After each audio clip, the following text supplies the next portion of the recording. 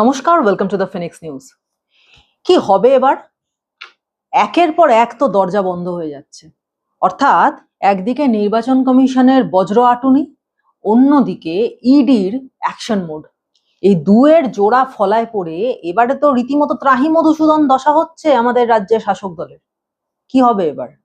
তার কারণ মমতা বন্দ্যোপাধ্যায়ের দলের যে ভোট কুশলীরা ছিলেন, অর্থাৎ আইপ্যাক, যাদের কাছ থেকে মমতা বন্দ্যোপাধ্যায় রীতিমতো যখন রেড চলছে সেখানে ছুটে গেলেন, সেখান থেকে একটা সবুজ ফাইল বুকে আঁকড়ে ধরে বেরিয়ে আসলেন, রীতিমতো চিৎকার করলেন সাংবাদিকদের সামনে, যা করেছি ঠিক করেছি, আমি কোনো অন্যায় করিনি। এবং তাকে সঙ্গ দিলেন কারা? না, তার পুলিশ প্রশাসন, পুলিশ বাহিনী। আইপ্যাকের মামলাতে রীতিমতো ইডি ডাকাতির কেস দায়ের করেছে সুপ্রিম কোর্টে, এবং সেই কেস তো এখনো চলছে। কিন্তু ইডি সুপ্রিম কোর্টে কেস দায়ের করলেও কি এই অপমান সহজে ভুলে যাবে? একদমই না। ইডি নিজের কাজ নিজের মতো করে যাচ্ছে। আইপ্যাক মামলায় একের পর এক নতুন নতুন তথ্য উঠে আসছে, যা শাসক দলকে আরো অস্বস্তির মধ্যে ফেলছে। কিরকম তথ্য? যে আইপ্যাকে সবচেয়ে বেশি গুরুত্বপূর্ণ কাজ করার যখন সময়, তখনই আইপ্যাক টাটা বাই বাই বলে ওয়েস্ট বেঙ্গল থেকে চলে যাচ্ছে। এবং এই আইপ্যাক মামলার তদন্ত যত বেশি এগিয়েছে, তত সব রাঘব বোয়ালদের নাম উঠে এসেছে। মানে রাঘব বোয়াল বলতে তৃণমূলের কাছে তারা বিশেষ সম্পদ। তাদের মধ্যে একজন নামকাটা সেপাই সোনা পাপ্পু, তিনি আছেন। সেখানে আবার রয়েছে আরেকজন ব্যবসায়ী, যিনি বিভিন্ন স্মাগলিং থেকে শুরু করে হাওয়ালা টাকা তোলাবাজি, তার সঙ্গে জমি দুর্নীতি, এরকম অনেক কিছু করেন। তার নাম জয় কামদার। মানে ডানপিটে মানুষ তিনি। এবং শুধু এই সোনা পাপ্পু টাপ্পু নয়, মুখ্যমন্ত্রীর প্রিয় পাত্র ডিসি শান্তনু সিংহ বিশ্বাস, তাকেও ইডি তলব করেছিল। রবিবার দিন তার বাড়িতে রীতিমতো তল্লাশি হয়েছে এবং তাকে সোমবার ইডির দফতরে হাজিরা দেওয়ার কথা বলা হয়েছে। তিনি হাজিরা দেননি। কিন্তু যাবেন কোথায়? ইডি তো চাইলে মাটির নিচ থেকে খুঁড়েও, পাতাল খুঁড়েও বের করে আনতে পারে। সুতরাং পালানোর কোনো পথ নেই, পালানোর সব পথ বন্ধ করে দিয়েছে ইডি। সুতরাং একের পর এক এই সমস্ত, এবং এই যে এতজন নাম যে উঠে আসছে, সোনা পাপ্পু থেকে, জয় কামদার থেকে, শান্তনু সিংহ বিশ্বাস থেকে, এদের সবার পেছনে একজন বড় মাথা রয়েছে, একজন রাঘব বোয়াল রয়েছে। তিনি কে? তিনিও হয়তো উঠে আসবেন কয়েকদিনের মধ্যেই। কারণ যে লেভেলে ইডি খেলছে এবং অন্যদিকে আরেক নির্বাচন কমিশন যেভাবে কোমর বেঁধে লেগেছে, তাতে এতটুকুও নিঃশ্বাস নেওয়ার জায়গা তারা দিচ্ছে না কাউকেই। সুতরাং যাদের মধ্যে এই সমস্ত দুর্নীতি বেশি, তাদেরকে তো সাবধান হতেই হবে, এবং সাবধানতা অবলম্বন করার আর সময়ও বিশেষ বাকি নেই। কারণ কেউ এখন কাউকে ছাড়বে না, না ইডি ছাড়বে, না নির্বাচন কমিশন ছাড়বে। সুতরাং ইডির চাপে পড়ে বাধ্য হয়ে আইপ্যাক ভোট কুশলী সংস্থা, তারা কলকাতা থেকে, পশ্চিমবঙ্গ থেকেই পাত্তারি গুটিয়ে ফেলেছে। যে সময় একদম সামনে এখন ভোট এসে গেছে, প্রথম দফার নির্বাচনে আর কয়েক ঘন্টা মাত্র বাকি। এই সময়ে 20 দিনের জন্য আইপ্যাক নিজের যারা কর্মচারীরা রয়েছেন তাদেরকে নোটিশ দিয়ে জানিয়ে দিয়েছে যে 20 দিনের জন্য তাদেরকে ছুটি দিয়ে দেওয়া হলো, তারা তাদের বাড়িতে চলে যান। এই মুহূর্তে পশ্চিমবঙ্গে আইপ্যাক আর কোনো রকম ভাবে কিছু কাজ করছে না। সুতরাং যখন অত্যন্ত গুরুত্বপূর্ণ সময়, সেই অন্তিমকালে মমতা বন্দ্যোপাধ্যায় এবং তার দলকে কার্যত বৃদ্ধাঙ্গুষ্ঠ দেখিয়ে এখান থেকে ভাগলবা হয়ে গেল আইপ্যাক। পশ্চিমবঙ্গ থেকে আইপ্যাক ভাগলবা হয়ে গেল। অথবা আরো একটা বিষয় ভাবা যেতে পারে, যে প্রথমত তো ম্যানিপুলেশন, ছাপ্পা, গুন্ডামি, এই যা যা করার, যা যা বাসু বুদ্ধি যাই হোক দেওয়া যায়, এই সমস্ত দেওয়ার কাজটা আইপ্যাক করতো। এবং যে আইপ্যাকের অফিস থেকে মুখ্যমন্ত্রী ফাইল নিয়ে ছুটে বেরিয়ে আসলেন, এবং যেখানে মমতা ব্যানার্জি কালো গায়ে চাদর জড়িয়ে একেবারে সুপ্রিম কোর্টে গিয়ে yes sir, no sir, please sir করে আসলেন, এসবের কোনো কাজে কোনো কিছুই হলো না। উল্টে তার যে ইমেজ খারাপ হলো, তার সঙ্গে তার উপরে যে আরো বেশি সেন দৃষ্টি বাড়লো, এটা বোধহয় তখন মমতা বন্দ্যোপাধ্যায় বুঝতে পারেননি, যেটা এখন বুঝতে পারছেন। সুতরাং যেটা হলো, আইপ্যাকের জন্য তিনি এত করলেন, অথচ আইপ্যাক তাকে টাটা বাই বাই বলে অন্তিমকালে ছেড়ে দিয়ে চলে গেল। মানে গাছে তুলে মই কেড়ে নিয়ে আইপ্যাক চলে গেল।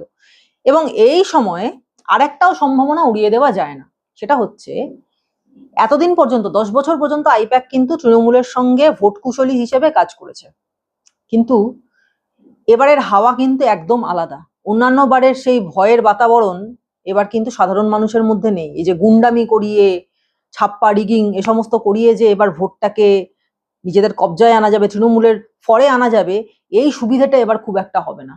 তার কারণ এবারে যেভাবে নির্বাচন কমিশন কোমর বেঁধে নেমেছে একটা রাষ্ট্রশক্তির বিরুদ্ধে, গোটা রাষ্ট্রযন্ত্র যেখানে কাজ করছে তার বিরুদ্ধে একটা আইপ্যাকের মতো সংস্থা সে কতখানি দৌড়তে পারে, কত পয়সা খরচ করতে পারে, কতটা ক্ষমতা দেখাতে পারে, সম্ভব হলো না। সেজন্য মানে আইপ্যাক সরে পড়লো, হয়তো এটা হয়তো আনটোল্ড থেকে যাবে, এটা হয়তো কেউ বলবে না, কিন্তু হতেই পারে এটা। দ্বিতীয় এটাই একটা কারণ যে এত সহজে আইপ্যাক সরে গেল। ইডির চাপ তো আছেই, যদিও অনেকে বলছেন যে আইপ্যাক ওপরে ওপরে দেখালো যে আমরা কাজ বন্ধ করে দিলাম, কিন্তু ভেতরে ভেতরে নাকি কাজ করবে, কিন্তু সেটা অত সহজ হবে না। কিন্তু এটাও হতে পারে, এটারও সম্ভাবনা প্রবল যে আইপ্যাক বুঝতে পারছে যে এবারে ঠিক সেই বাতাবরণ তৈরি হয়েছে যে বাতাবরণ 2011 সালে বাম জমানায় তৈরি হয়েছিল, যখন বামেদের শেষ বাঁশি বেজে গেছিল। সেই শেষের বাঁশি বাজার অবস্থা কিন্তু এবারেও এসে গেছে। সুতরাং মানে নিজেদের কাজ গুটিয়ে সরে পড়ি, কারণ একটা এরকম সর্বস্ব নিয়ে ডুবে যাওয়া দলের ভোটকুশলী হিসেবে যদি নিজের নামটা জড়িয়ে থাকে, তাহলে তাদের আর ব্যবসা করতে হবে না, কেউই তাদেরকে আর ব্যবসা করতে দেবে না, কেউই আর তাদের কাছে আসবে না ভোট কুশলী হিসেবে আমাদেরকে বুদ্ধি দাও বলে। সুতরাং এসব বাদ দাও, আগে নিজের মান বাঁচাও, নিজের প্রাণ বাঁচাও, কারণ আপনি বাঁচলে তবেই বাপের নাম। সুতরাং এই ডুবন্ত দলের হাল ছেড়ে দিয়ে আইপ্যাক মানে সরে পড়লো, যাতে এই দল ডুবে যাওয়ার কলঙ্কটা আইপ্যাকের গায়ে আর না লাগে। 20 দিন আগেই তারা তল্পিতল্পা গুটিয়ে চলে গেল। সুতরাং এবার তো আরো বিপদ। ভোটের মুখে আইপ্যাক এত গুরুত্বপূর্ণ একটা কাজের দায়িত্ব নিয়েছিল, তারা ছেড়ে দিয়ে চলে গেল। এবার তো পুরো দিশাহীন নৌকো, হাল ধরবার লোক নেই। তাহলে এখন কি হবে? কে পার করবে এই বিরাট ভোট সমুদ্র? এটা তো সবচেয়ে বড় সমস্যা, এবং এর জন্যই তো মুখ্যমন্ত্রী উন্মাদ হয়ে গেছেন বলা চলতে পারে। কারণ তিনি মঞ্চে দাঁড়িয়ে যেসব কথা বলছেন সেগুলো উন্মাদের কথা ছাড়া আর কিছু না। আর যখন জালিয়ানওয়ালাবাগে হত্যাকাণ্ড হয় তখন গান্ধীজি কি লিখেছিলেন? এ মণিহার আমায় নাহি সাজে, নাইট উপাধি ত্যাগ করে দিয়েছিলেন। ইতিহাসই পড়ে না এরা। যে তার মাথাটা একেবারে খারাপ হয়ে গেছে সেটা বোঝা যাচ্ছে। কারণ বাংলার শান্তিকামী আম জনতা প্রত্যেকবারই চায় যে হিংসামুক্ত ভোট হোক, কিন্তু কোনোবারই সেটা হয় না। প্রত্যেকবারই কোনো না কোনো ভাবে হিংসা হয়, প্রচুর মানুষ মারা যায়, কোনো সন্তান পিতৃহারা হয়, কোনো স্ত্রী স্বামী হারা হয়, কোনো মা সন্তান হারা হয়, এবং তাদের কান্না কেউ শোনে না। পদ্ম ফুলেও ভোট দেওয়া যাবে না। যদি ভোট গন্ডগোল হয়েছে তাহলে ভোট দেওয়ার দরকার নাই, বাড়িতে আমি রসগোল্লা ছানা বড়া পাঠিয়ে দেবো। আর আমাদেরকে জিতিয়ে যদি কাজ করাতে হয় প্রত্যেকটা বিষয়ে, পাড়ার ছেলে পাড়ার লোক যারা তৃণমূল করে মানুষের পাশে থাকে 24 ঘন্টা, তাদেরকে ভোট দিতে হবে। এবছর যেন ভোট নষ্ট না হয়, পরিষ্কারভাবে বলে দিচ্ছি, খাতা এন্ট্রি করা থাকবে, কোন বাড়ির কে ভোট দিচ্ছে আমরা সব মোটামুটি আমাদের ক্যামেরা থাকবে। এবার যা ভোট হবে সব লাইভ হবে। কিন্তু এবার এই বিষয়গুলো বারবার চলতে চলতে ইলেকশন কমিশনের দিকেও কিন্তু আঙুল উঠছে যে ইলেকশন কমিশন ঠিক মতো ভোটটা করাতে জানে না। বারবার প্রশ্ন আসছে টিএন সেশনের, যে টিএন সেশনের সময় তিনি কি করে ভোটটা করিয়েছিলেন, সেরকম ভাবে কেউ কেন করাতে পারছে না। এবং ইলেকশন কমিশনের হাতে এই ভোটের সময়, ভোটের দিনক্ষণ ঘোষণা হয়ে যাওয়ার পর ইলেকশন কমিশনের হাতে যে লেভেলের ক্ষমতা থাকে, সেই লেভেলের ক্ষমতা যদি ইলেকশন কমিশন কাজে লাগায় তাহলে ভোট শান্তিপূর্ণ হতে বাধ্য। কিন্তু কেন করছেন ইলেকশন কমিশন? নিশ্চয়ই ইলেকশন কমিশনের এখানে কোনো রকম ভাবে কোনো স্বার্থ আছে। এই সব কথাগুলো বারবার উঠে আসছে ঘুরে ফিরে, এবং সেই কারণেই ইলেকশন কমিশন এবার তিতি বিরক্ত হয়ে গেছে যে ব্যাস অনেক হয়েছে, এইবারে দেখতে হবে যে কার কত ক্ষমতা, কে ভোটকে ভায়োলেট করে, কে ভোটের সময় এই সমস্ত বদমাইশি করে যে সাধারণ মানুষ সুস্থভাবে ভোটটা দিতে পারে না। ইলেকশন কমিশন সেই কারণে এইবারে একেবারে তড়িঘড়ি প্রথম থেকে কোমর বেঁধে নেমেছে, একেবারে খড়গহস্ত হয়ে, এবং হিংসামুক্ত ভয়মুক্ত ভোট হোক সেই জন্য সেই আশ্বাস দিচ্ছে কেন্দ্রীয় বাহিনী। এই রাজ্যের গ্রাম থেকে শহরে সর্বত্র কেন্দ্রীয় বাহিনী রুট মার্চ করছে, সাধারণ মানুষের চোখের সামনে থেকে সাধারণ মানুষের কাছে গিয়ে তারা বলছে যে আপনারা শান্তিতে ভোটটা দিন, ভয়মুক্ত হয়ে ভোট দিন, কোনো সমস্যা হলে আমাদেরকে বলুন, আমরা আছি। এই কথা বলছে। দেখুন কি বলছেন, আমার কথায় বিশ্বাস করতে হবে না, আপনারা এই ভিডিও দেখুন কি বলছেন ইলেকশন কমিশনের নিয়োজিত केंद्रीय बाहिनीर कर्मीरा। देखुन, और हम आपके बेटे के समान है, तो अगर माँ के कोई हाथ लगा देगा तो बेटे के लिए तो मरने वाली बात हो जाएगी ना। तो अगर आपको कोई बदमाश हाथ लगा देगा ना, उसको हम यही जमीन में जिंदा गाड़ देंगे। टेंशन मत लो बिल्कुल भी, आप इस बात को मत डरो आप। हाँ, तो आप डर निकालो अपने अंदर से। जब हमने ये बोल दिया कि आप हमारी माँ के समान हो, वहाँ पर ये जितने भी है ना, सब आपके बेटे बेटी हैं, ठीक है, पुलिस भी, हम सब आपके बेटे बेटी हैं, आपको कोई हाथ नहीं लगा सकता। কেন্দ্র বাহিনী এসেছে আপনাদের সুরক্ষার জন্য। আপনারা ভয় পাবেন না, নির্ভয় থাকবেন। আপনার ভোট আপনি নিজেই দেবেন এবং নির্ভয় দেবেন। ভোট দেওয়া আপনাদের অধিকার। আপনাদের যদি কেউ ভয় দেখায় বা ধমকি দেয় বা কোনো রকম প্রলোভন দেয়, আপনারা লোকাল থানায় জানাবেন বা আমাদের জানাবেন। কেন্দ্র বাহিনী ভোটের আগেও আপনাদের সঙ্গে আছে এবং ভোটের পরেও আপনাদের সঙ্গেই থাকবে। ধন্যবাদ।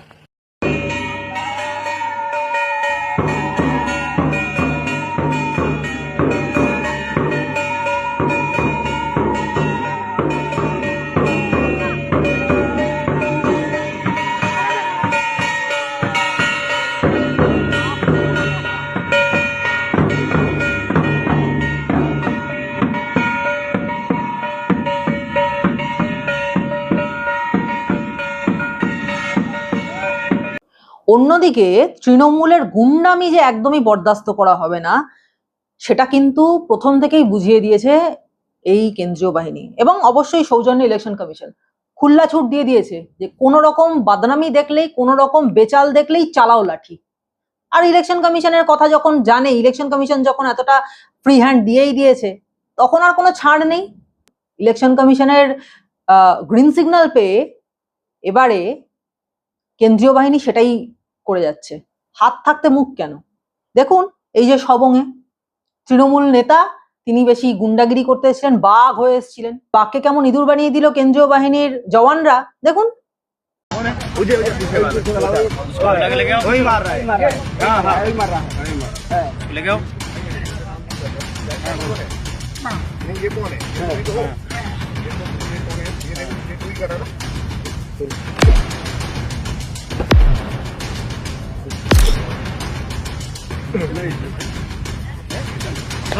ওকে আগে ধাক্কা দিচ্ছে मार रहा है यार, ये हैं, गलत काम कर रहा है। প্রহারেণ ধনঞ্জয় যে কি জিনিস, সেই আপ্তবাক্যটি এতদিন পর্যন্ত বাংলার গুন্ডারা ভুলে গেছিল, কিন্তু এবার ইলেকশন কমিশনের সৌজন্যে কেন্দ্রীয় বাহিনী তাদেরকে ভালো রকম বুঝিয়ে দিচ্ছে যে মার কাকে বলে। একেবারে সোজা লাঠিচার্জ, কোনো রকম যদি বেয়াদপি বা বেচাল দেখেছে তো, কোনোভাবে বুথ দখল, ছাপ্পা, রিগিং কিচ্ছু যদি হয়, সোজা লাঠিচার্জ এবং তাদেরকে ধরে সোজা জেল, কোনো রকম ছাড় নেই। এবারে ইলেকশন কমিশন একেবারে খড়গহস্ত। An election commission has zero tolerance towards violence by any political person, any person against any of the elector or election. শুধু এইটুকু নয়, ইলেকশন কমিশন এটা বোঝে যে এটা বাংলায় ভোট হচ্ছে, বাঙালির মাছ ভাত খাওয়া বুদ্ধি। এবং এই যে আজকে যারা নীতি নির্ধারক হিসেবে বসে রয়েছে, মানে শাসক দলের অন্দরে, তাদের মাছ ভাত খাওয়া ব্রেনে আরো নতুন কিছু বুদ্ধি আসতে পারে, অন্য কোনো রকম ভাবে ভোট লুট করার ব্যবস্থা তারা করতে পারে, সেটা যাতে করতে না পারে তার জন্য পাল্টা বুদ্ধি চালিয়েছে ইলেকশন কমিশন প্রথম থেকেই। কিরকম না, প্রত্যেকটা যে গাড়ি, প্রত্যেকটা যে কেন্দ্রীয় বাহিনীর গাড়ি যাবে, তাতে জিপিএস ট্র্যাকার লাগানো থাকবে। কেন্দ্রীয় বাহিনীর বডিতে তাদের যে পোশাক, তার মধ্যে জিপিএস ট্র্যাকার থাকবে। তাদের বডি ক্যাম থাকবে, যে নজরদারিতে এতটুকুও ছুট নেই, এতটুকুও ছাড় নেই। বাইরে একটা নতুন বিষয় যেটা, যে ইলেকশন কমিশন নির্দেশ দিয়েছে যে ভুয়ো ভোটার দেখলেই সোজা তাকে এখন গ্রেফতার করতে হবে এবং তারপর তার যখন আদালতে বিচার হবে, সেই বিচারে যদি তাকে দোষী সাব্যস্ত হতে হয়, সে যদি দোষী সাব্যস্ত হয়, 6 মাসের জন্য সে শ্রীগড়ে। অর্থাৎ এতদিন পর্যন্ত এই ভুয়ো ভোটার, তারা ছাপ্পা দিতে এসছে, ভুয়ো ভোট দিতে এসছে, এই বিষয়টা পশ্চিমবঙ্গে খুব নর্মাল ছিল। তাদেরকে কি করতো, তাদেরকে দুটো চড়থাপ্পড় দিয়ে হয়তো পুলিশ ধরে নিয়ে চলে গেল, নিয়ে অন্য জায়গায় গিয়ে ছেড়ে দিত, যা বাড়ি চলে যা, এবং সেও বাড়ি চলে যেত, কোনো রকম কোনো শাস্তি নেই, কিছু নেই। কিন্তু এবার সেটা হবে না। আইটিবিপি থেকে সিআইএসএফ, বিএসএফ, এরকম সমস্ত কেন্দ্রীয় বাহিনীর যারা প্রধানরা রয়েছেন, তারা কলকাতায় বসে রীতিমতো মিটিং করলেন। সেখানে সবাই বসে, ফল শুদ্ধ কেন্দ্রীয় বাহিনীর সব সেনাকর্তারা তারা বসে মিটিং করলেন। কিসের জন্য না, পশ্চিমবঙ্গে ভোট, সেই ভোটটাকে যাতে সুস্থভাবে করানো যায় তার জন্য। কি পরিস্থিতি আমাদের রাজ্যের ভেবে দেখুন। আমাদের রাজ্যে ভোট করানোর জন্য রাজ্যের এমন পরিস্থিতি, সেখানে সাঁজোয়া গাড়ি আসছে, সেখানে বুলেট প্রুফ গাড়ি আসছে, এমন ভাবে রাস্তা দিয়ে সেই সাঁজোয়া গাড়ি যাচ্ছে, বুলেট প্রুফ গাড়ি যাচ্ছে, রাস্তা দিয়ে সেনা রুট মার্চ করে যাচ্ছে হাতে এত বড় বড় বন্দুক নিয়ে। তাতে দেখে তো মনে হচ্ছে যে এটা ভোট হচ্ছে না, এটা বুঝি কোনো যুদ্ধের প্রস্তুতি চলছে। আমাদের রাজ্যে তো অনেক যুদ্ধই লেগে গেছে, ভোট হচ্ছে না, গণতন্ত্রের উৎসব হচ্ছে না, মনে হচ্ছে যেন কোনো আতঙ্কবাদী হামলা হবে এবং তার জন্য যুদ্ধের প্রস্তুতি চলছে। পুরো রাজ্যটা দুর্গ বনে গেছে, শুধু চারদিকে একটু কান পাতলেই সেনার বুটের খটখট শব্দ। এবং অদ্ভুত ব্যাপার, এবার পুলিশের মতো অ্যাকশন মোডে নেমে গেছে। কারণ এই পুলিশ সেই পুলিশ তো নয়, এই পুলিশ রাজ্যের শাসক দলের পায়ের তলায় টিকি বাঁধা রাখা পুলিশ নয়, এই পুলিশ হলো ইলেকশন কমিশনের নিয়োগ করা পুলিশ, যারা পুলিশের কাজটা সঠিকভাবে করতে জানে। এবং তারা কি করলো, মিরাকল করলো। সাম্প্রতিককালে এমন মিরাকল আমরা দেখিনি, এ রাজ্যে তো দেখিনি, অন্য রাজ্যে হলেও হতে পারে, আমাদের রাজ্যে কখনো দেখা যায় না সাম্প্রতিককালে। কিন্তু মিরাকলটা কি হলো, এই প্রথম দফার ভোট গ্রহণে যখন আর কয়েক ঘন্টা মাত্র বাকি, সেই সময় চারটে জেলা থেকে 135 জন দাগি আসামিকে গ্রেফতার করা হলো, তাও এক রাতের মধ্যে। অদ্ভুত বিষয়, কোচবিহার, দক্ষিণ 24 পরগনা, মালদহ, মুর্শিদাবাদ, এই 4 জায়গা থেকে এক রাতের মধ্যে 135 জনকে গ্রেফতার করা হলো। পুলিশ গ্রেফতার করলো, আমাদের রাজ্যের পুলিশ গ্রেফতার করলো। অথচ আমরা কিন্তু জানি যে আমাদের রাজ্যে ভোট যখন হয় তখন এই দাগি আসামিদেরকে তুলে নেওয়া হয় না, তাদেরকে জেলে ঢোকানো হয় না, বরং জেল থেকে এই দাগি আসামিদের ছেড়ে দেওয়া হয় যে যা বাবা ভোটটা উদ্ধার করে দে। এবং তারা তখন অ্যাক্টিভ হয়ে তাদের নিজেদের সমস্ত গ্যাং নিয়ে বিভিন্ন জায়গায় লোককে ধমকানো, চমকানো, খুন করা, বোমাবাজি, লুটপাট, এসব কিছু করে, ছাপ্পা, রিগিং, এসব কিছু যা হয়ে থাকে তার কারণ পুলিশ ইনঅ্যাক্টিভ থাকে, বরং পুলিশ এগিয়ে দেয় এই দাগি আসামিদেরকে যে তোমরা গিয়ে ভোটটা করাও, তোমরা গিয়ে এই গুন্ডাগর্দি করো। কিন্তু এবার ব্যাপারটা উলট পুরান হলো, 135 জন দাগি আসামি যারা ঘুরঘুর করছিল যে ভোটের সময় সমস্যা তৈরি করবে, তাদেরকে সোজা তুলে শ্রীঘরে ঢুকিয়ে দেওয়া হলো। এবং এই সব কাণ্ডের ফলেই আমাদের রাজ্যের মুখ্যমন্ত্রীর উন্মাদ দশা। তিনি বলছেন যে জোড়া ফুলকে ভোট দেবেন না, এ কি অদ্ভুত কথা, নিজের দলকে ভোট দিতে বারণ করছেন আমাদের মুখ্যমন্ত্রী। শুনুন, ভোটটা তৃণমূলকে দেবেন, জোড়া ফুলকে দেবেন না, জোড়া ফুলকে দেবেন না, জোড়া ফুলকে দেবেন না। সুতরাং হাওয়া খুবই খারাপ। 15 বছর ধরে সিলেবাস কমপ্লিট করার অনেক সুযোগ দেওয়া হয়েছিল, কিন্তু ফাঁকিবাজি, এই ফাঁকিবাজির ফল তো এবার পেতেই হবে। ফাঁকিবাজির জন্যই সমস্ত কোয়েশ্চেন যা এবার পরীক্ষায় আসবে তৃণমূলের জন্য সব আউট অফ সিলেবাস। আর আউট অফ সিলেবাস কোয়েশ্চেন যখন, তখন তো অ্যাটেন্ড করার প্রশ্নই ওঠে না। তাহলে পাস মার্কস উঠবে কোথা থেকে?